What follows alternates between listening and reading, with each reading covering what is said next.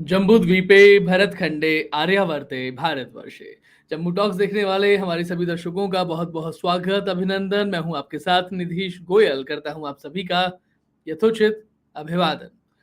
महाभारत के राजसूय पर्व की चर्चा चल रही थी। पिछले कार्यक्रम में हम लोगों ने इसके बारे में थोड़ी बात की, लेकिन आज जो बात होने वाली है वो उससे जरा अलग है। मैं बात करने वाला हूं आज जिस विषय की, या मैं कहूं कि हमारे जो वक्ता हैं, जो हर बार हमारे साथ में जुड़ते हैं और महाभारत की कथा को आज के परिप्रेक्ष्य में जिस तरीके से आप प्रस्तुत कर रही हैं, राजसूय सम्राट और साम्राज्यों की विराट परंपरा, उनके वर्तमान निहितार्थ। क्योंकि जब तक हम महाभारत को आज से जोड़ के नहीं देखेंगे, जो इस समय भारत की राजनीति चल रही है, और जब भी हम राजनीति की बात करेंगे तो राजनीति का एक छोर महाभारत से जरूर पकड़ना होगा। बिना पकड़े राजनीति हमें समझ में नहीं आ सकती है। क्या समझनी चाहिए, क्या समझ पा रहे हैं, क्या निहितार्थ निकलेंगे, क्या आगे की संभावनाएं होंगी, और उन संभावनाओं से हमारा सुनहरा भविष्य अगले 15 वर्ष, 20 वर्ष, 30 वर्ष में कैसा निकलने वाला है। पुनश्च जम्बू द्वीप, ये कैसा निकलने वाला है। महाभारत के इस पूरे के पूरे हमारे एक श्रृंखला में बहुत सारी ऐसी बातें हैं जो कूटनीतिक भी हैं, जो डिसीजन मेकर्स और ओपिनियन मेकर्स के पास जाने के योग्य हैं। और हाँ, आप जो भारत के भाग्य विधाता हैं, क्योंकि हर एक भारतवासी में राम भगवान बसते हैं कहीं ना कहीं, उनके मन में, उनके तन में, उनके हर एक काम में। तो चलिए हम उसी काम को आगे बढ़ाते हैं अपने तरीके से, इस माध्यम में, जिस माध्यम का नाम है जम्बू टॉक्स। आप सभी से एक बार फिर से निवेदन, हमारे इस चैनल को अगर आपने सब्सक्राइब नहीं किया है अब तक, please do subscribe the channel. बगल वाली घंटी बजाकर बेल आइकन एक्टिवेट करें, जिससे हमारे सभी नोटिफिकेशंस आप तक मिल सकें। बेल आइकॉन के साथ साथ में ऑल का बटन क्लिक कर लीजिएगा। वीडियो को लाइक और शेयर करें, और आपको लगता है कि देश और धर्म के लिए हम कुछ अच्छा काम कर रहे हैं तो हमें सहयोग जरूर कीजिएगा। आइए स्वागत करता हूं हमारे बीच पधारी हुई परम आदरणीय, परम विदुषी प्रोफेसर कुसुमलता केडिया जी। दीदी प्रणाम, कैसी हैं आप? अच्छी हूँ। आज का विषय बहुत महत्वपूर्ण है दीदी, राजसूय के बारे जी में। जी। महाभारत तो मैंने कब कब पढ़ा है, लेकिन जब पढ़ रही हूँ कार्यक्रम के लिए तो हर बार चमत्कृत हो जाती हूँ। कितना कुछ है जो ध्यान में नहीं है, चर्चा जी, में नहीं है, बहसों में नहीं है। जो एग्जैक्टली। हमारे बहसों का केंद्रीय तत्व होना चाहिए वही अनुपस्थित है। चलिए, आपको जी, ये सूझा विषय और जम्बू टॉक आपने शुरू किया, और इसके द्वारा ये एक बहुत बड़ा काम हो रहा है। आपको साधुवाद। और जम्बू टॉक सुनने वाले सभी श्रद्धालु, भक्त, बुद्धिमान, देशभक्त सबको मेरा सादर प्रणाम। तो सदा की भांति जो वंदना का प्रकार निश्चित है, नारायणं नमस्कृत्य नरं चैव नरोत्तमं देवीं सरस्वतीं व्यासं ततो जयम् उदीरयेत्। अब हम लोग, ये महाभारत का गीता प्रेस का छापा हुआ प्रथम खंड है। इसका आदि पर्व पूरा हो गया था, सभा पर्व चल रहा था। सभा पर्व में नारद जी आए हैं और उनको राजधर्म का उपदेश देते हैं, दिव्य सभाओं का वर्णन करते हैं, और महाराज पांडु का संदेश अपने पुत्र सम्राट युधिष्ठिर के लिए है कि राजसूय यज्ञ तुम संपन्न करो। और जो पिछली बार हम लोगों का अंतिम श्लोक था, पृष्ठ संख्या 803, श्लोक संख्या 29, अध्याय संख्या 12वां, द्वादश अध्याय, कि हे राजन, इस महान यज्ञ में बहुत से विघ्न आने की संभावना रहती है, क्योंकि यज्ञ नाशक ब्रह्म राक्षस इनका छिद्र ढूंढते रहते हैं, तथा इसका अनुष्ठान होने पर कोई एक ऐसा निमित्त भी बन जाता है जिससे पृथ्वी पर विनाशकारी युद्ध उपस्थित हो जाता है, जो क्षत्रियों के संहार और भूमंडल के विनाश का कारण होता है।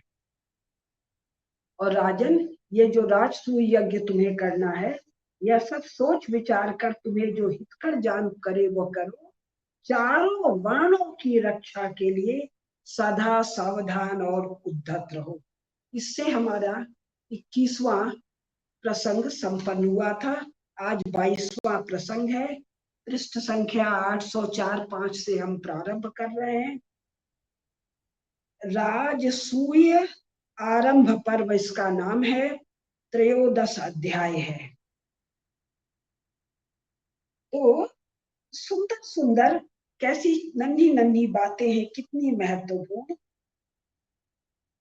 अद्भुत बल और पराक्रम वाले धर्मराज ने पुनः अपने धर्म का चिंतन किया और संपूर्ण लोगों का हित कैसे, मनुष्य मात्र का नहीं, उनके कुरु जांगल प्रदेश का नहीं, उनकी राजधानी का नहीं, आर्यावर्ते भरतखंडे का नहीं, केवल पृथ्वी का नहीं, संपूर्ण लोकों में का हित कैसे हो। इसमें तो नक्षत्र भी आ गए, सूर्य भी आ गए, चंद्र भी आ गए, पंच महाभूत भी आ गए, देवलोक भी आ गए, गंधर्व लोक भी आ गए, सब कुछ इनका हित कैसे हो, इसका चिंतन किया।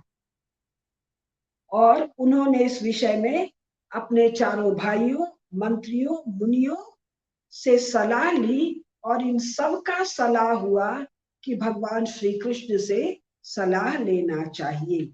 इसके पहले थोड़ा सा और सुंदर है, श्लोक संख्या 10-11।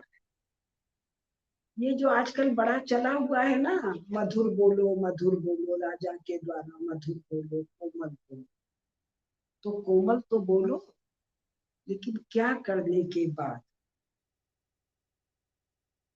महाराज युधिष्ठिर सबको आत्मीय जनों की भांति अपनाते थे, किंतु भीमसेन सबकी रक्षा करते। चूंकि भीमसेन रक्षा करते थे, सव्यसाची अर्जुन शत्रुओं के संहार में लगे रहते थे, आतताइयों के वध में लगे रहते थे, कंटक शोधन में लगे रहते थे। इसीलिए सम्राट युधिष्ठिर सबको आत्मीय जन की भांति अपनाते थे। ये दो काम के बिना नहीं। तीसरा, और बुद्धिमान सहदेव सबको धर्म का उपदेश करते थे। मजहब और रिलीजन तो था नहीं, तो क्या था, अधर्म था, पाप था। अधर्म और पाप के उपदेश से नहीं, भीमदेव से सबकी रक्षा कर रहे हैं, अर्जुन शत्रुओं का संहार, आतताइयों का वध, कंटक शोधन कर रहे हैं। बुद्धिमान सहदेव सबको धर्म का उपदेश कर रहे हैं। नकुल स्वभाव से ही सबके साथ विनय पूर्ण बर्ताव कर रहे हैं। और तब धर्मराज युधिष्ठिर सबको आत्मीय जन की भांति। ये 3 प्री कंडीशन है, प्री कंडीशन और भी बहुत है, अभी चारों भाइयों के संदर्भ में ये चर्चा है। तो ये 3 हिस्सा भुलाकर एक मूर्खता वाला हिस्सा याद करते हैं। न्यू बना नहीं, वो पिलर लगे नहीं, छत पड़ी नहीं, और घर का इंटीरियर डेकोरेशन शुरू हो। तो ये इंटीरियर डेकोरेशन नहीं होता है, कोई पगलाहट होती है, रिसोर्सेस का कोई नाश होता है। फिर थोड़ा जल्दी और कुछ महत्वपूर्ण चीजों पर ध्यान देते हुए, पृष्ठ संख्या 805, श्लोक संख्या 12-13। निर्धन प्रजाजनों से पिछले वर्ष का बाकी कर नहीं लिया। यहाँ तो इनडायरेक्ट टैक्सेस का कोई हद नहीं है, तथा चालू वर्ष का कर वसूल करने के लिए किसी को पीड़ा नहीं दी जाती। यहाँ तो दुष्ट, पापी, अधर्मी, अभी जहांगीरपुरी का आ रहा है ना, कि सब अवैध निर्माण है, तो इनसे टैक्स राज्य ले ही नहीं पाता है। समर्थ से, पापी से, अन्यायी से तो टैक्स ले नहीं पाता है। उसके लिए सुप्रीम कोर्ट मिनटों में खुल जाता है, मिनटों में ऑर्डर कर जाता है। हम लोग 33 साल तो डिस्ट्रिक्ट कोर्ट में लगे रह जाते। खैर आगे, इसमें मेरा मन है कंपैरिजन नहीं करूंगी, थोड़ी महत्वपूर्ण बातें कर, दुख और क्रोध और क्षोभ के कारण कर बैठे। दूसरा है, दूसरे राजा लोग और विभिन्न देशों के निगम। निगम किसका होता है?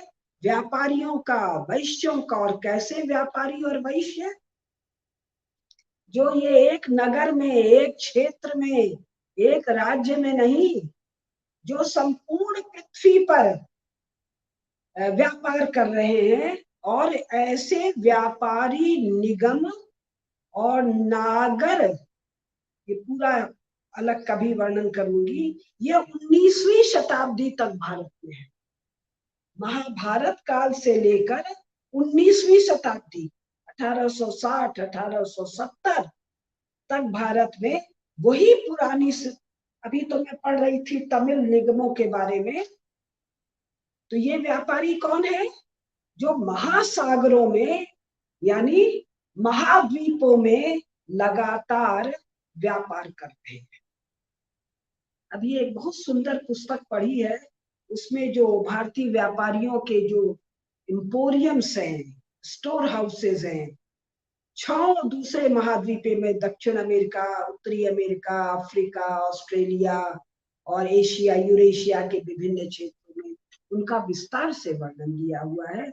और यह वर्णन है ये पिछले 2000 साल का। तो जो दूसरे राजा लोग विभिन्न देशों के कुलीन निगम धर्मराज युधिष्ठिर को प्रिय करने और उन्हें कर देने, अपने उपार्जित धन रत्न आदि की भेंट देने तथा संधि विग्रह आदि 6 कार्यों के द्वारा, वो जो है ना षड्यंत्र, 6 कार्यों को के लिए राजा को सहयोग देने के लिए उनके पास आते थे। मुझे लगता है, मैं तो हिंदी अनुवाद ही पढ़ रही हूँ, लेकिन इस 15वें और 16वें का अनुवाद सही नहीं हुआ है, क्योंकि पृथक जातिश्च नैगमे को इन्होंने अनुवाद कर दिया है वैश्य। निगम और वैश्य में बहुत फर्क है, एक इंडिविजुअल है, एक कॉरपोरेशन है। और भी इसी प्रकार की कई कमियां मुझे ध्यान में आ रही है, मैं वर्णन नहीं कर पा रही हूँ। फिर जब सबसे चर्चा हो रही है तो उस समय कहा जा रहा है, किससे किससे चर्चा हो रही है? भाइयों से, मंत्रियों से, मुनियों से सलाह हो रही है। तो सभी मंत्रियों ने महाराज युधिष्ठिर को क्या कहा? आप सम्राट के गुणों को पाने को सर्वथा योग्य हैं। ये आगे विस्तार से आएगा। जो खास बात है, किस राजसूय यज्ञ का जो समय है, मुहूर्त है, वो पुरोहित नहीं निकाले। इसका समय और मुहूर्त तो सेना निकालेगी। श्लोक संख्या 23, पृष्ठ संख्या 806। किस विस्तार में लिखित वर्णन आज के दिन भी हमारे पास उपलब्ध है। गुरुनंदन, आप तो सम्राट के गुणों को पाने के सर्वथा योग्य हैं, अतः आपके हितैषी सुहृद आपके द्वारा राजसूय यज्ञ के अनुष्ठान का यह उचित अवसर प्राप्त हुआ मानते हैं। फिर श्लोक संख्या 23, तस्य यज्ञस्य समयः स्वाधीनः छत्र संपदा। उस यज्ञ का समय छत्र संपत्ति है, ये यानी सेना आदि के अधीन है। वो मुहूर्त तो सेना निकालेगी, हमारे नरवणे साहब निकालेंगे कि उस राजसूय यज्ञ का प्रारंभ कब होगा। इस विषय में मैं ज्यादा जानती नहीं हूँ, थोड़ा बहुत पढ़ा है, लेकिन अभी उचित समय नहीं है बोलने का। फिर वो कहते हैं कि उस यज्ञ के, कौन सा यज्ञ? जो नरवणे साहब जिसकी मुहूर्त निकालेंगे, इसका मुहूर्त मोदी जी नहीं निकालेंगे, इसका मुहूर्त अमित शाह भी नहीं निकालेंगे, इसका मुहूर्त डोभाल साहब भी नहीं निकालेंगे। अपने चारों शंकराचार्य, चारों वल्लभाचार्य, रामानुजाचार्य, ना ना ना, इसका मुहूर्त तो नरवणे साहब निकालेंगे। संकेत में ही बहुत कुछ स्पष्ट है, आगे इस पर विशद चर्चा होगी तब लूंगी। उस यज्ञ के अंत में जो अभिषेक होता है, उससे यज्ञकर्ता नरेश सर्वजित सम्राट कहलाने लगता है। तो राजसूय यज्ञ के का समय छत्र संपदा है, यानी सेना आदि के अधीन है। और यज्ञ के समापन पर सर्वजित सम्राट का उनको उपाधि मिलेगा। अब ये कह रहे हैं श्लोक संख्या 29, ये महाराज युधिष्ठिर मंत्रणा का, राय बात का, कॉन्फ्रेंसिंग का, मीटिंग का महत्व समझते हैं। अतः मंत्रणा का महत्व जानने वाले बुद्धिमान धर्मराज युधिष्ठिर अपने भाइयों, महात्मा ऋत्विजों, मंत्रियों तथा धौम्य एवं व्यास आदि महर्षियों के साथ इस विषय पर पुनः विचार करने लग गए। किस विषय पर? जिसका मुहूर्त नरवणे साहब निकालेंगे,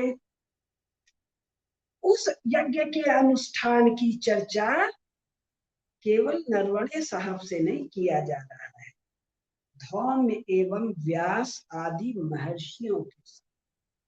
हमारे ऋषि महर्षि युद्ध शास्त्र के पारंगत, परंपरागत, अनंत समय से चले आने वाले जानकार लोग हैं। द्रोणाचार्य ब्राह्मण पुत्र हैं, परशुराम ब्राह्मण हैं, और ये सब युद्ध विद्या की शिक्षा देते हैं। और भगवान राम के काल में 12 लाख, 13 लाख, 16 लाख, 27 लाख, 23 लाख साल पहले नासा के अनुसार, हमारी काल गणना अलग है, उस समय जब भगवान चित्रकूट से चलते हैं लंका तक, तो रास्ते में अगस्त्य मुनि और भी वशिष्ठ मुनि, विश्वामित्र मुनि और बहुत सारे वर्णन है। ये सब इनको विशेष प्रकार के शस्त्र और अस्त्र देते हैं, इसका विशद वर्णन है, दिव्यास्त्र देते हैं, और महाभारत में भी वर्णन आएगा। तो नरवणे साहब जहाँ मुहूर्त निकालेंगे, उस यज्ञ के लिए भी धौम्य और व्यास आदि मुनियों का ऐसे भारत में अभी भी है। मुझे नहीं पता, मेरा विषय नहीं, अभी भी है, मुझे नहीं पता।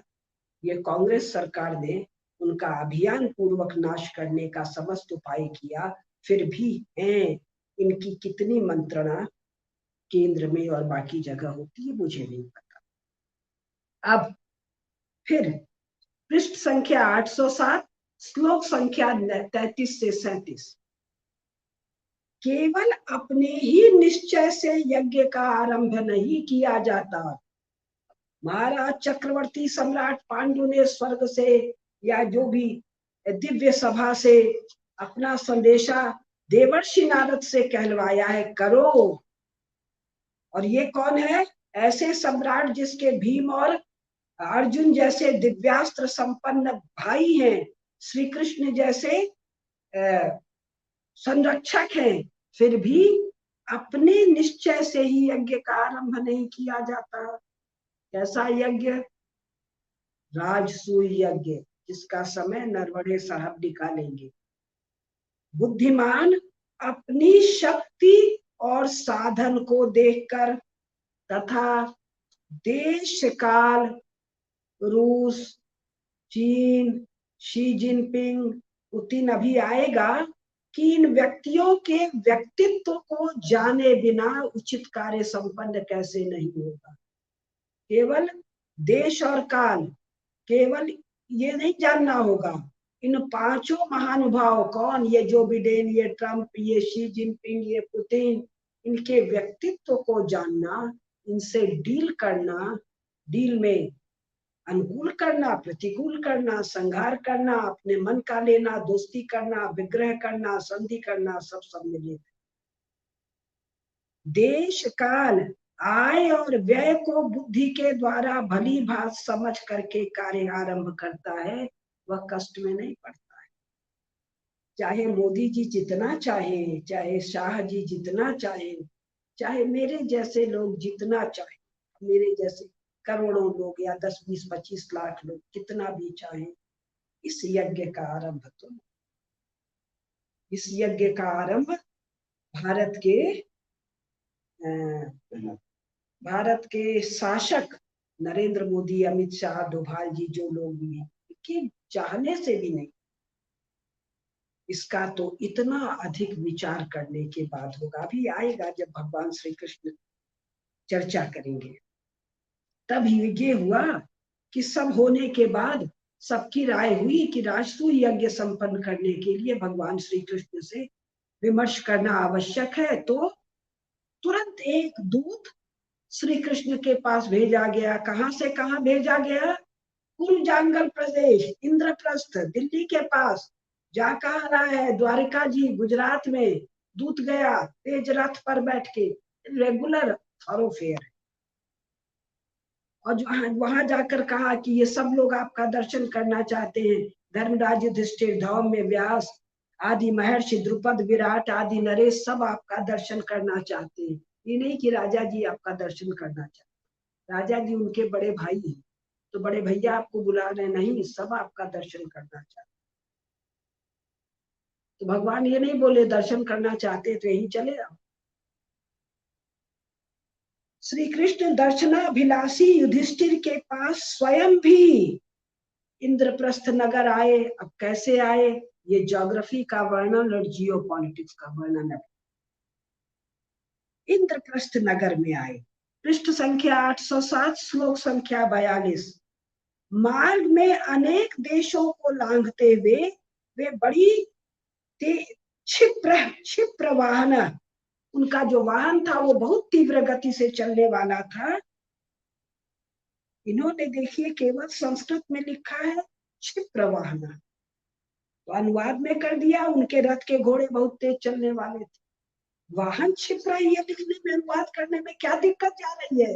दिक्कत है 1947 के बाद जो नेहरू बैठा, देश का जो माहौल बना दिया है। क्षिप्र वाहन, उस समय क्षिप्र वाहन कहाँ था? उस समय यंत्र कहाँ था? तो अनुवादक बेचारा बिना किसी इंस्ट्रक्शन के जो दबाव बनाया गया है देश में, उसके लिए सीधा सीधा शब्द है क्षिप्र वाहन, उसका अनुवाद कर रहा, उसके रथ के घोड़े बहुत तेज चलने वाले थे। वाहन क्षिप्र तभी होगा जब घोड़ा तेज होगा। एनीवे, तो फिर मैं थोड़ा तेज चल रही हूँ और फिर आ रहे हैं सीधे पृष्ठ संख्या 808 और 809 पर।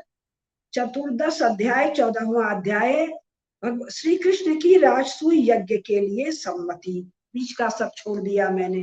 भगवान श्री कृष्ण कह रहे हैं, श्लोक संख्या 3, पृष्ठ संख्या 809। ये बहुत ध्यान देने की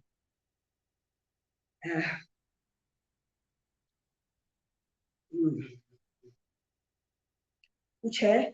जमदग्नि परशुराम ने पूर्व काल में जब क्षत्रियों का संहार किया था, उस समय जो क्षत्रिय शेष रह गए थे वो पूर्ववर्ती क्षत्रियों की अपेक्षा कमजोर थे और नाम मात्र के क्षत्रिय रह गए थे, थोड़े से बचे थे। इन क्षत्रियों ने अपने पूर्वजों के कथनानुसार सामूहिक रूप से यह नियम बना लिया था कि हम में से जो समस्त क्षत्रियों को जीत लेगा वह सम्राट होगा।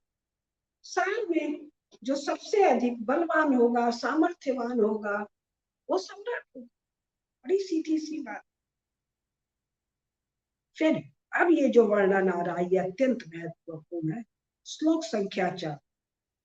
इस समय क्षत्रिया भुवि समस्त भूमंडल के, आर्यावर्ते भरतखंडे नहीं, जम्बू द्वीपे भी नहीं, सातों द्वीप, इस समय श्रेणीबद्ध सब के सब राजा तथा भूमंडल के दूसरे क्षत्रिय भी अपने को सम्राट, अब देखिए ट्रांसलेशन में क्या कर दिया, पुरुरवा इक्ष्वाकु की संतान कहते थे। मूल क्या है? ऐलस्य इक्ष्वाकु वंशस्य। ऐल वंश क्या है? ऐल वंश है चंद्रवंशी, अभी आएगा। यही ऐल वंशी यवन ग्रीक लोग हैं, ये विस्तार से हमने अपनी पुस्तक में दिया, इसमें भी आएगा। तो अनुवाद का ये घालमेल बड़ी गड़बड़ी करता है। ऐल वंशी यानी चंद्रवंशी और इक्ष्वाक वंशी यानी सूर्यवंशी। तो सूर्यवंशी और चंद्रवंशी सभी क्षत्रियों ने, सभी क्षत्रिय स्वयं को चंद्रवंशी और सूर्यवंशी कहते हैं। जो नरेश आजकल हैं कहाँ, ऐल वंश में और इक्ष्वाकु वंश में, उनके 100 कुल विद्यमान है। क्षत्रियों के 100 कुल आज से 5000 साल पहले विद्यमान है। कहाँ, भरतखंडे जम्बू द्वीपेनी समस्त पृथ्वी पर, समस्त पृथ्वी पर यही सत्य सनातन धर्म है। हाँ, आजकल यानी कि भगवान कृष्ण के काल में, युधिष्ठिर के काल में, हे महाराज, आजकल राजा ययाति के कुल में गुण की दृष्टि से भोजवंशियों का अधिक विस्तार हुआ। अब ययाति कौन है? राजा ययाति, ये इक्ष्वाकु कुल के सूर्यवंशी हैं। इनमें भोजवंशी हैं। भोजवंशी बढ़कर चारों दिशाओं में फैल गए हैं। और इन्हीं भोजवंशियों में एक कौन है? मगध के राजा जरासंधि, जो वर्तमान में सम्राट के पद पर अभिषिक्त हुए हैं। तो यानी भगवान कृष्ण के काल में सम्राट पद पर मगध राज जरासंध, इनकी भी कथा अभी आएगी। और ये सबके द्वारा मान्य है, क्योंकि सबसे बलशाली सामर्थ्यशाली सम्राट है। अब बहुत महत्वपूर्ण चीजें आ रही हैं जो वर्तमान के लिए, जो मैंने दिया है ना कि इसका वर्तमान के लिए निहितार्थ क्या है। अब ये कह रहे हैं, हे महाराज, वह अपनी राजनैतिक युक्तियों से इस समय सम्राट बन बैठा है। बल और सामर्थ्य, तो सामर्थ्य का वर्णन हो रहा है, राजनैतिक युक्ति। प्रतापी राजा शिशुपाल इसका सेनापति हो गया है। ब्रिक्स का सम्मेलन है, चीन चाह रहा है भारत जरूर जाए, रूस चाह रहा है भारत और चीन में मैत्री हो जाए, तो रूस, चीन और भारत मिलके, रूस की इच्छा है अमेरिका और नाटो से निपटे। तो प्रतापी राजा शिशुपाल जरासंध का सेनापति है। आगे, महायुद्ध करने वाला महाबली करुषराज दंतवक्र भी जरासंध के सामने शिष्य की बात ही हाथ जोड़े खड़ा है। इस वक्त मायावी युद्ध कौन करते हैं? सारे कम्युनिस्ट करते हैं, वामपंथी करते हैं पिछले 100 साल से। तो मायावी युद्ध वाला ये शी जिनपिंग भी पुतिन के साथ, जरासंध के साथ खड़ा है। और दो अत्यंत पराक्रमी, इसका वर्णन आगे आएगा, विशाल काय अन्य दो महापराक्रमी योद्धा, सुप्रसिद्ध हंस और डिंभक भी महाबली जरासंध की शरण ले चुके थे, अब मर चुके हैं। भगवान किस विस्तार से बात कर रहे हैं। विषय क्या है? महाराज युधिष्ठिर को राजसूय करना है, सम्राट पद के पद पर अभिषिक्त होना है। तो भगवान श्री कृष्ण शुरुआत कहाँ कर रहे हैं? वर्तमान में जो सम्राट है जरासंध है, इसका बल जान लो भाई। बल थोड़ा बताएं, आगे अभी विस्तार से आएगा। शिशुपाल इसके साथ है, दंतवक्र भी इसके साथ है, पहले हंस और डिंभक भी थे जो अब नहीं है। करुष देश का राजा दंतवक्र और दो और, करभ और मेघवान, ये अत्यंत इनका महिमा वर्णन, ये भी जरासंध के साथ हैं। मुर और नरक नामक देश का जो शासन करते हैं, ये भारतवर्ष के भीतर आता है। इसकी सेना अनंत है, जो वरुण के समान पश्चिम दिशा के अधिपति कहे जाते हैं। ऐसे यवनों के अधिपत राजा भगदत्त, यवन कौन है? मियां मुल्ले नहीं है, ये थे ही नहीं। यवन देश ग्रीस देश, ग्रीस में 2000-2500 साल पहले नहीं, महाभारत काल में भी महाराज भगदत्त का शासन है। यवनाधिपति राजा भगदत्त भी वाणी तथा क्रिया द्वारा जरासंध के सामने नतमस्तक रहते। कैसे नतमस्तक रहते हैं? वाणी बोल के, क्रिया द्वारा, किंतु मन ही मन तुमसे स्नेह करते हैं। तो कोई वाणी और क्रिया द्वारा शत्रु पक्ष से या विपक्ष से मिला हुआ देखे तो तुरंत सोशल मीडिया पर गाली देने की आवश्यकता नहीं है।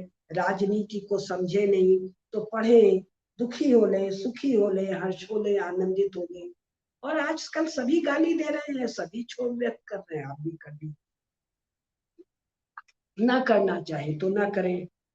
जो भारत भूमि के पश्चिम से लेकर दक्षिण देश तक पर, दक्षिण के क्षेत्र तक पर शासन करते हैं, वे आपके मामा, किसके मामा? महाराज युधिष्ठिर के मामा, सूरवीर कुंती भोज कुलवर्धक पुरुजीत भी जरासंध से स्नेह रखते हैं। फिर कह रहे हैं, और बहुत सा वर्णन है कि बंग पुंड्र किरात देश का राजा है, वो भी जरासंध से मिला हुआ है।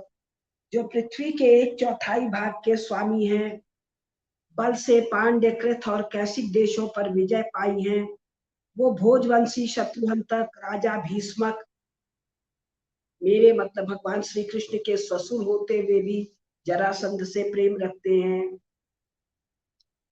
उत्तर दिशा में अब देखिए श्लोक में क्या लिखा है, श्लोक संख्या 25 में, उदीच्य, जो उदीच्य है ये उत्तर देश कश्मीर वगैरह मत समझ लीजिए, इसको पाकिस्तान और ये बलूचिस्तान और अफगानिस्तान भी मत समझ लीजिए, उदीच्य इसके भी ऊपर। तो उदीच्य का ट्रांसलेशन उत्तर करते ही काम चौपट। मूल उदीच्य पढ़े तो पाकिस्तान और अफगानिस्तान के उत्तर में जो है वो है उदीच्य। उत्तरापथ क्या है? किर्गिस्तान, मेरे ध्यान से ताजिकिस्तान, और उसके उत्तर में कजाकिस्तान। ये स्थान प्रस्थान और ये नाम सब भी 1990 में आए हैं। ये पूरा जो क्षेत्र है ये सुनसान बियावान क्षेत्र है, नन्हे नन्हे ओएसिस, ये स्टेट कह रहे हैं ये यूरोप वाले मूर्ख मूर्ख विद्वान 70 इडियट्स। वस्तुतः ये नन्हे नन्हे मानवीय बस्तियां हैं, नन्ही नन्ही बस्तियां हैं, 2000, 5000, 500, 800 टाइप की बस्तियां हैं। तो उदीच्य दिशा में निवास करने वाले भोजवंशियों के 18 कुल जरासंध के भय से भागकर पश्चिम दिशा में रहने लग गए हैं। मूवमेंट, कांस्टेंट मूवमेंट है, कांस्टेंट मूवमेंट है, यहाँ वाला वहां है, वहां वाला यहाँ है। फिर और बहुत से राजाओं का नाम आ रहा है, मैं नहीं कर रही हूँ। ये लोग उत्तर दिशा को छोड़कर दक्षिण दिशा का आश्रय ले चुके हैं, ये भी जरासंध से अधीन है। उसी प्रकार समस्त पंचाल देशी क्षत्रिय जरासंध के भय से दुखी हो अपना राज्य छोड़कर चारों दिशाओं में भाग गए। तो ये सम्राट कैसा है? ये अन्यायी है, ये पापी है, ये सत्य सनातन धर्म के अनुसार राजधर्म का पालन नहीं कर रहा है, इसलिए इसका उच्छेदन आवश्यक है और इसके स्थान पर महाराज युधिष्ठिर का सम्राट पद पर अभिषेक आवश्यक है। तो ये जो वर्णन कर रहे हैं, जो भाग गए हैं, जो मुंह से वाणी से स्नेह करते हैं, ये सब को आपको इकट्ठा करना है। कौन हृदय से साथ है, कौन युक्ति से साथ है, कौन स्वभाव से साथ है, कौन भयवश मजबूरीवश साथ है। अब ये कह रहे हैं कि ये जो कंस है, ये जरासंध की 2 बेटियां कंस को ब्याई थी, तो जरासंध के बल पर ये भी बहुत उत्पात कर रहा था। जरासंध को इसका भी सहयोग प्राप्त था, किंतु इसका तो मैंने वध कर दिया। और इसी प्रकार हंस और डिंभक, ये जो 2 इसके बहुत महापराक्रमी योद्धा थे, तो भगवान कह रहे हैं हंस, डिंभक और जरासंध ये 3 मिलकर ही संपूर्ण संसार का सामना करने में सक्षम थे, किंतु हंस और डिंभक का देहांत हो चुका है। अब वो कथा मैं छोड़ रही हूँ कैसे देहांत हुआ है। अब हाँ, फिर वो बताते हैं कि हम लोग भी जरासंध के भय से मथुरा छोड़कर द्वारका धाम में जाकर स्थिर है, और हम वहां पर ऐसा दुर्ग का निर्माण कर दिए हैं कि अब तो हमारी स्त्रियां भी युद्ध करने में सक्षम है। पृष्ठ संख्या 812, श्लोक संख्या 51। ऐसा नहीं है कि स्त्रियां केवल आपातकाल में युद्ध करती हैं।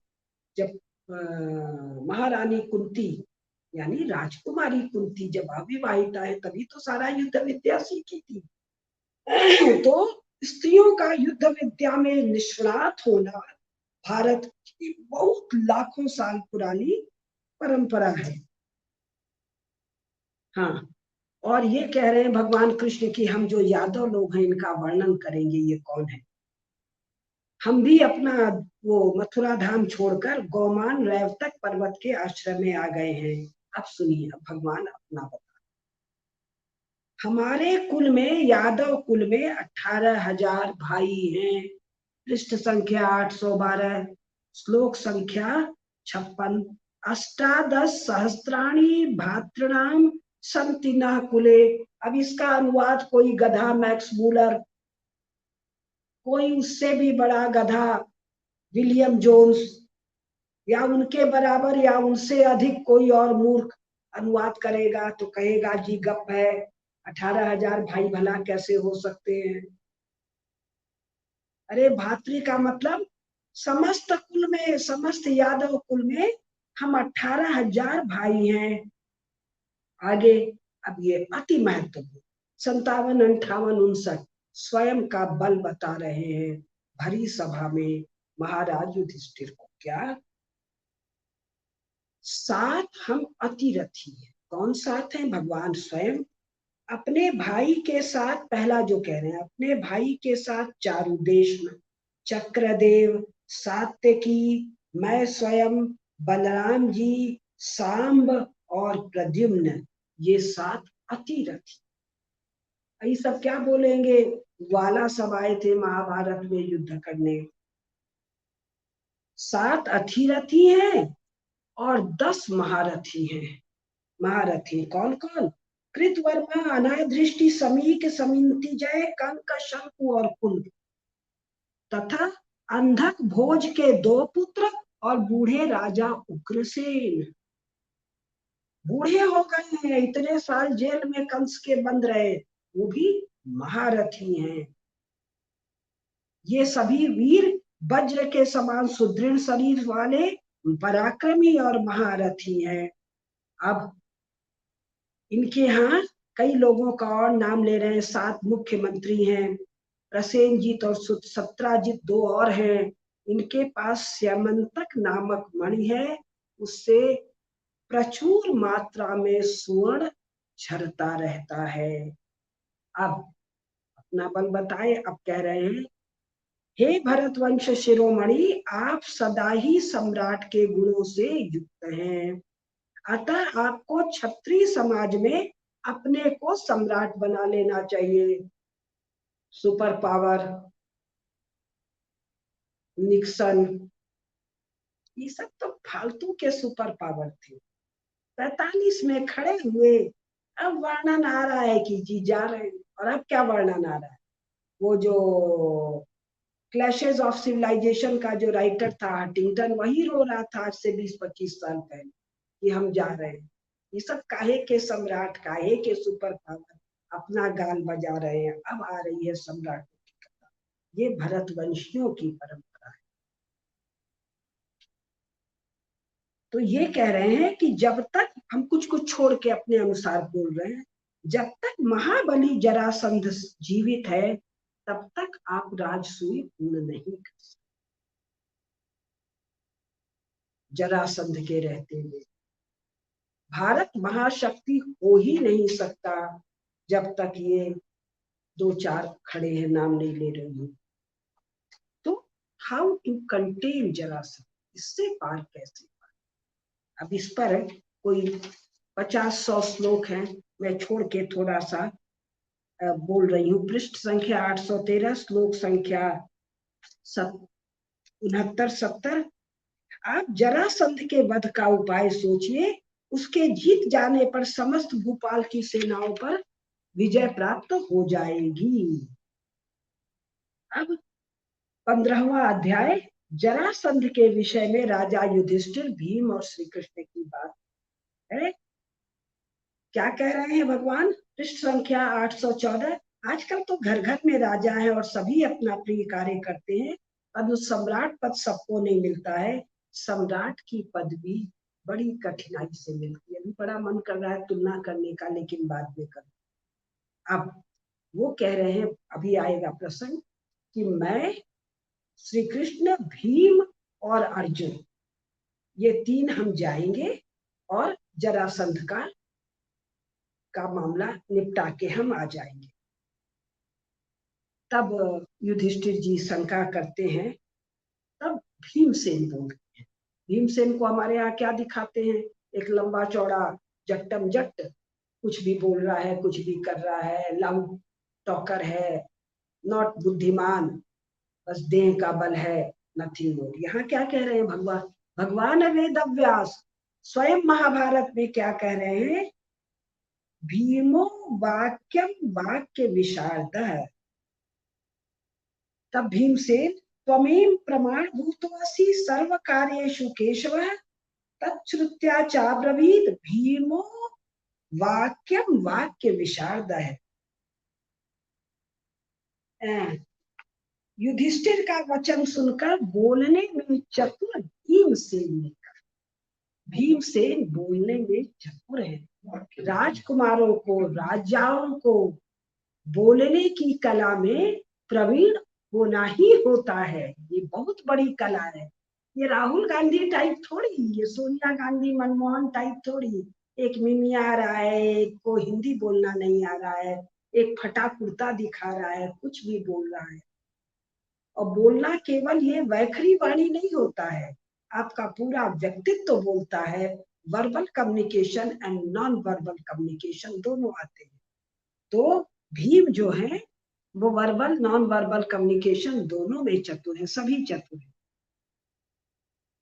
फिर वो कहते हैं, ये जो मुख्य बात था कि भीमसेन बोलने में चतुर है। अलग से ये बात अभी तक अर्जुन के लिए नहीं कही गई है, ये बात अभी तक युधिष्ठिर के लिए नहीं कही गई है। ये बात किसके लिए कही जा रही है? महाबली भीम के लिए। फिर कहते हैं, देखिए क्या कहते हैं भीम, श्री कृष्ण में नीति है, मुझ में बल है, अर्जुन में विजय की शक्ति है, हम तीनों मिलकर मगध राज जरासंध के वध का कार्य पूरा कर। गुण तो सब में है, नीति अर्जुन में भी है, बल भगवान में भी है, बल अर्जुन में भी है, विजय की शक्ति स्वयं श्री कृष्ण में है, भीम में भी है। किसकी क्या विशेषता है, उस विशेषता का कॉम्बिनेशन जो होता है फिर अजय हो जाता है। अब बहुत महत्वपूर्ण चीज आ रही है पृष्ठ संख्या 815 पर। सम्राट क्या कौन कौन है, कैसे कैसे बना दिया। 815 ये आज के बहुत काम का है। संख्या 815 श्लोक संख्या 14-15। युवनाश्व के पुत्र मानधाता ने जीतने योग्य शत्रुओं को जीतकर सम्राट का पद प्राप्त किया। शत्रुओं का मर्दन।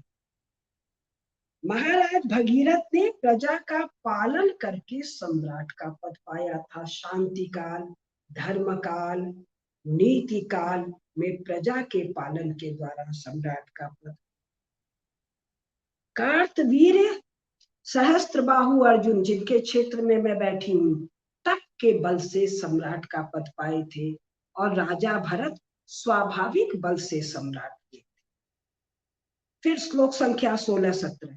इसी प्रकार राजा मरुत अपनी समृद्धि के प्रभाव से सम्राट बने थे। जैसे अभी 45 साल अमेरिका बना था सुपर पावर। अब तक उन 5 सम्राटों का ही नाम हम सुनते आ रहे हैं। युधिष्ठिर, वे मानधाता आदि एक एक गुण से ही सम्राट हो सके थे, परंतु आप तो संपूर्ण रूप से सम्राट पद प्राप्त करना चाहते हैं। साम्राज्य प्राप्ति के 5 गुण, शत्रु विजय, प्रजा पालन, तपः शक्ति, धन समृद्धि और उत्तम नीति, ये 5 हैं साम्राज्य प्राप्ति के गुण।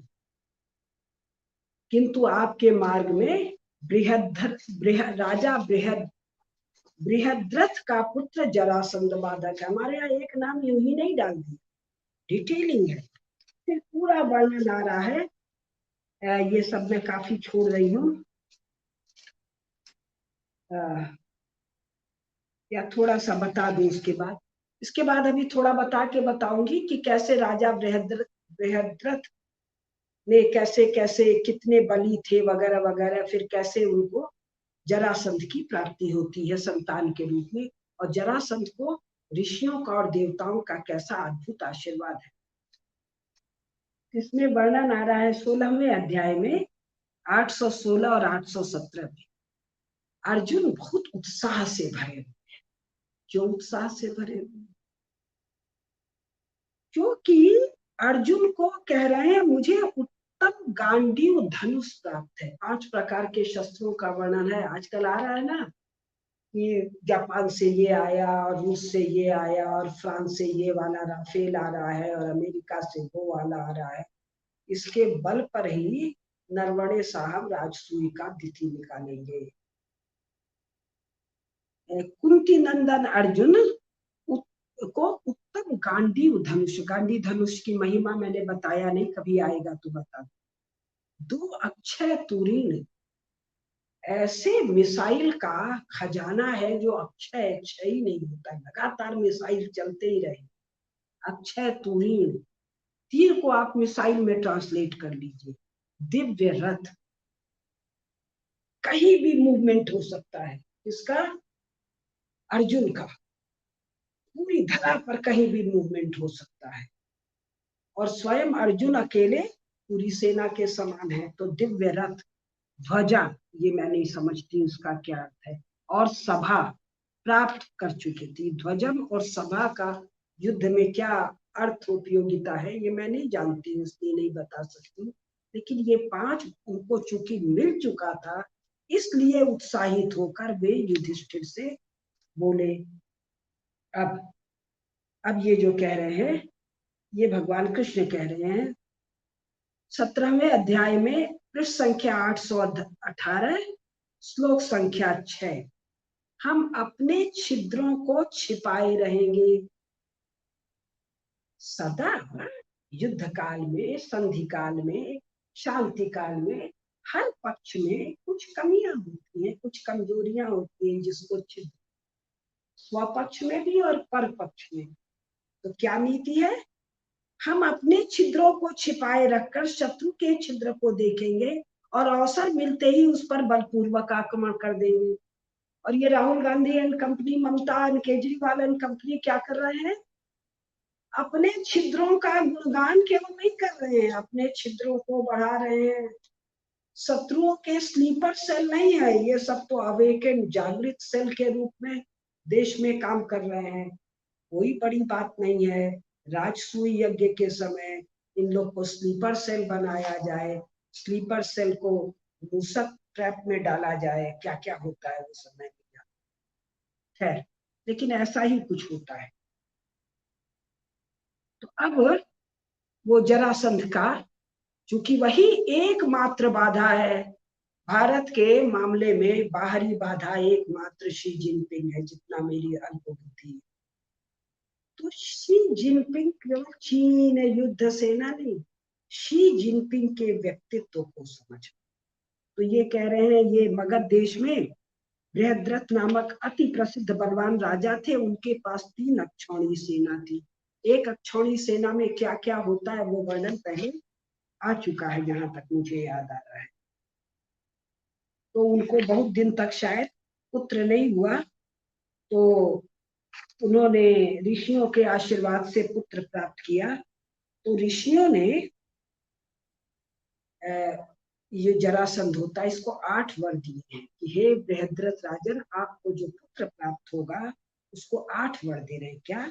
वह ब्राह्मण भक्त होगा, युद्ध में अजेय होगा, उसकी युद्ध विषयक रुचि कभी कभी ना हो, अतिथियों का प्रेमी होगा। देखिए यही गुण काम आएगा, अतिथियों का प्रेमी होगा, दीन दुखियों पर उसकी सदा कृपा दृष्टि बनी रहेगी, उसका बल महान होगा, लोक में उसकी अक्षय कीर्ति का विस्तार होगा, प्रजाजनों पर उसका स्नेह होगा। सम्राट पद पर यूं ही नहीं अभिषिक्त हो गया, इतने गुण है। छिद्र भी है, छिद्रों के बारे में भी चर्चा है। फिर ये आता है कि एक फल दिया, 2 रानियों ने बांट लिया, जो संतान हुई 2 टुकड़े में हुई, तो रानियों ने घबरा गई, डर गई, तो कहा हटाओ इसको। तो जब वो दासी ने कपड़े में लपेट के बाहर ले गई तो जो राजगृह था उसके द्वार पर एक देवी थी। मेरा नाम जरा है, मैं इच्छानुसार रूप धारण करने वाली राक्षसी हूँ। मैं तुम्हारे घर में पूजित होकर सुख पूर्वक रहती हूँ। पूर्व काल में ब्रह्मा जी ने गृह देवी रूप में मेरी सृष्टि की। तुम्हारे घर में यानी राजा बृहद्रथ के घर में सदा पूजित हुई हूँ। इन्होंने इस बच्चे को दोनों को जोड़ दिया, संधि कर दी, तो ये बच्चा जीवित हो। तो जब ये कथा सुने तो राजा उनसे मिलने आए। तब जरा ये कथा कह रही, तो कह रही है इसका नाम मेरे नाम से जरासंध कह। तो वो कह रहे हैं कि ये सब हुआ। तो उसके बाद ये जरासंध का अभिषेक हुआ, इसने सब कुछ किया। अब भगवान कह रहे हैं कि जो जरासंध के पास भीमसेन, मैं और अर्जुन जाएंगे, अब वो क्यों पर ध्यान दीजिए। जरासंध के मुख्य सहायक हंस और डिंबक यमुना जी में डूब मरे। यूएसएसआर रूस हो चुका है। ये चीन का जो शी जिनपिंग है, इसकी उम्र ज्यादा हो चुकी है। कोरोना के कारण बहुत झंझट है, जीडीपी का बहुत झंझट है। उइगर प्रांत में बहुत दिक्कत चल रहा है, तिब्बत में बड़ा दिक्कत चल रहा है, यहाँ ये हो रहा है, वहां वो हो रहा है। छिद्र छिद्र छिद्र छिद्र छिद्र, कहाँ कहाँ अल्प हो गया है, मर चुके हैं।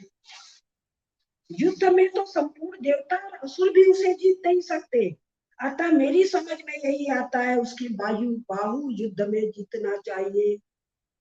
युद्ध करने का एक ही तरीका नहीं है, जाए सेना टैंक चला के ठाए ठाए हवाई जो सब दिखाते हैं चैनल पर, मिसाइल जा रही है, बम फूट रहा है। नहीं, युद्ध करने के, जीतने के, सम्राट को जीतने के अनेकानेक प्रकार। क्या युद्ध में तो संपूर्ण देवता और असुर भी उसे नहीं जीत सकते, अतः वायु युद्ध के द्वारा जीतना चाहिए। तो युधिष्ठिर महाराज को शंका हो रही, काहे का करने वो वायु युद्ध करने आपसे आएगा। तो कथा बताते हैं भगवान कि वैसे तो बलराम जी ही उसको मार देते, मैं भी मार देता, लेकिन क्या क्या कारण वो मरेगा केवल भीम से, वो सब प्रसंग मैं छोड़। तो युधिष्ठिर जी को शंका हो रही है कि सब जानते हुए वो भीमसेन से युद्ध करने क्यों आए। अब पर्सनैलिटी को डिटेल में जान।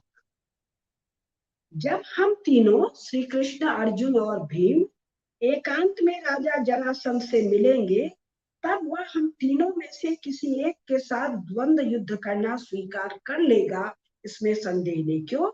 अपमान के भय से कि द्वंद्व युद्ध के लिए ललकारा गया, लड़ने नहीं आया।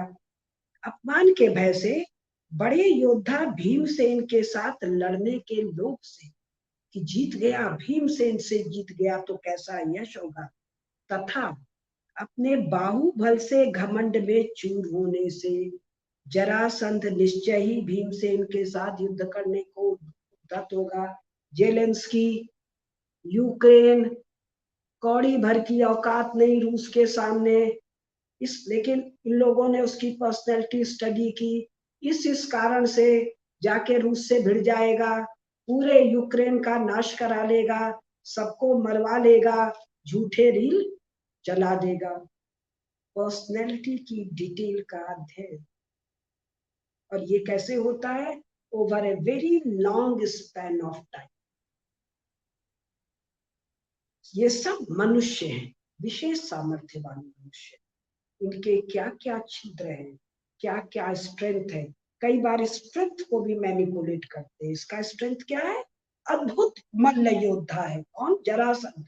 अद्भुत शक्तिशाली है, तो शक्ति का अभिमान भी है।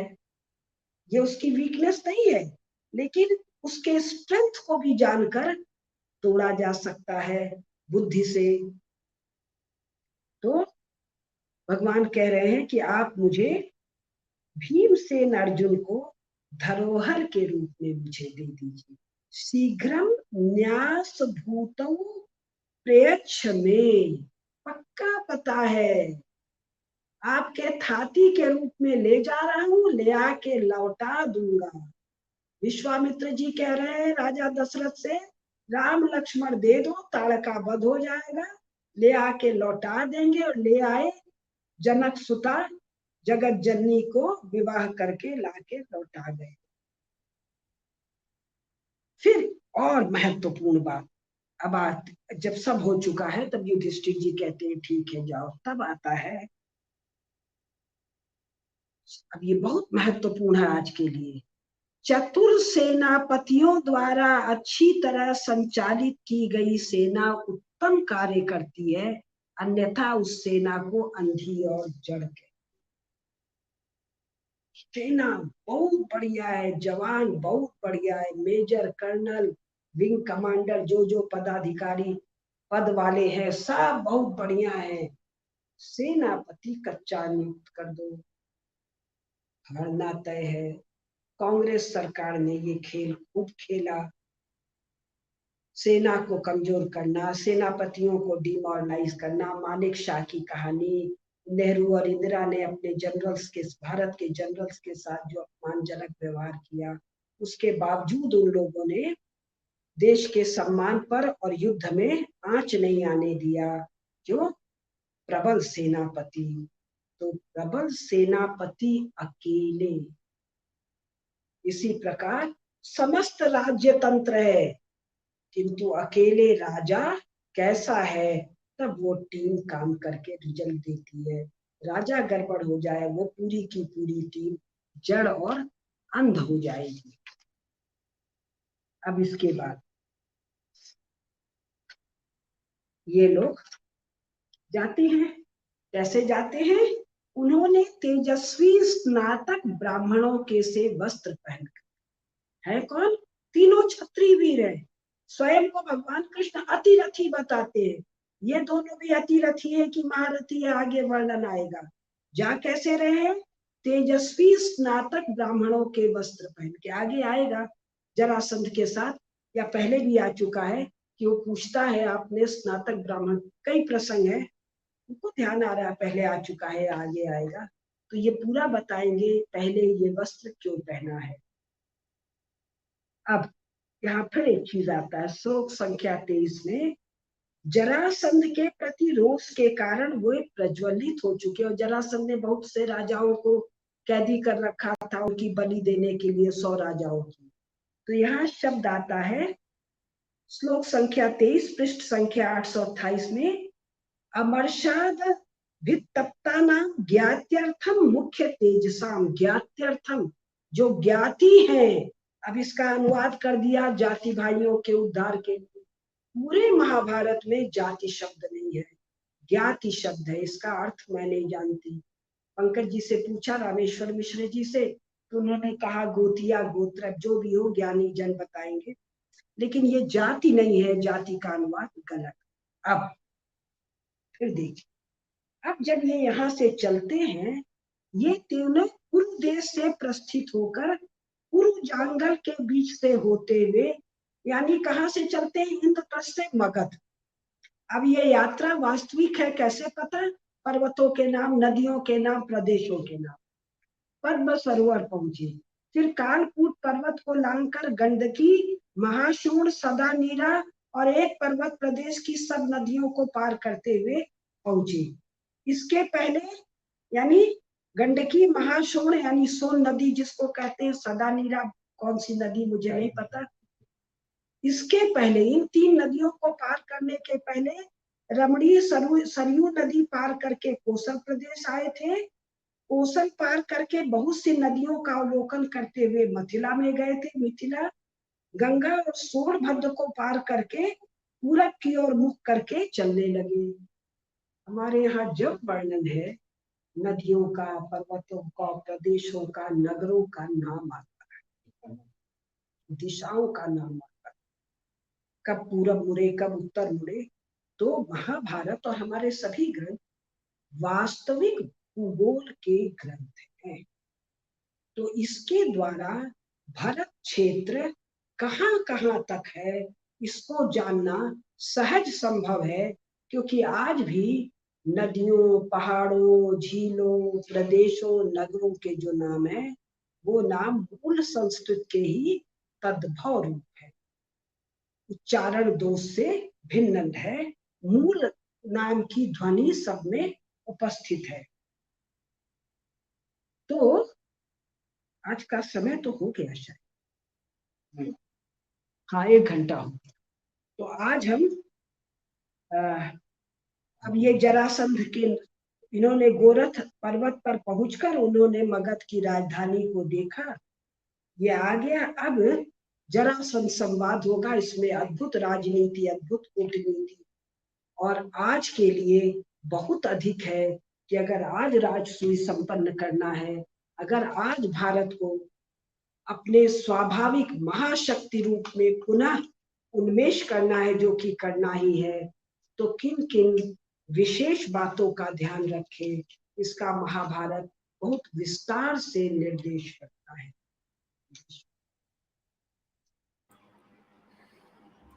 आपने जो बात आज दीदी बताई है जरासंध के बारे में, और खास तौर पे आज के इस कार्यक्रम में जो राजसूय से संदर्भ लेकर के आज वर्तमान की राजनीति को, चाहे वो भारत की बात हो, चीन की बात हो, रूस की बात हो, आपने व्लादिमीर पुतिन की बात की, शी जिनपिंग की बात की, ये किस तरीके से एक दूसरे के साथ में मिला हुआ है। और अगर भारत के राजनेता महाभारत का संदर्भ लेकर के आगे बढ़ते हैं तो किस तरीके से हमने जो कार्यक्रम किया था कि बिना रक्त की एक बूंद बहाए अखंड होगा भारत, टेबल पर बैठ करके निर्णय होगा, और पाकिस्तान, बांग्लादेश, अफगानिस्तान, इन सबको ऐसे नहीं लिया जाएगा। जिस दिन ये सब आएंगे उसी दिन उनसे 5 गुनी जनसंख्या के रूप में चीन का तिब्बत, सिंकियोंग, ये सारा का सारा क्षेत्र भी हमारे पास में आएगा, जिससे कि डेमोग्राफी उतनी ही रहेगी और डेमोग्राफी के कारण से कोई समस्या नहीं आएगी। ऐसी बहुत सारी बातें आज के कार्यक्रम के बाद में शायद लोगों को समझ में आएंगी, और अगर अभी पूरी तरह समझ नहीं आई है तो महाभारत की ये श्रृंखला देखते रहिए, आप समझते जाएंगे और उसी के अनुसार कर्म करते भी जाएंगे। आपका बहुत धन्यवाद देता हूँ दीदी कार्यक्रम में पधारने के लिए, और सभी दर्शकों का बहुत धन्यवाद देता हूँ। वंदे मातरम, जय भारत, जय महाभारत।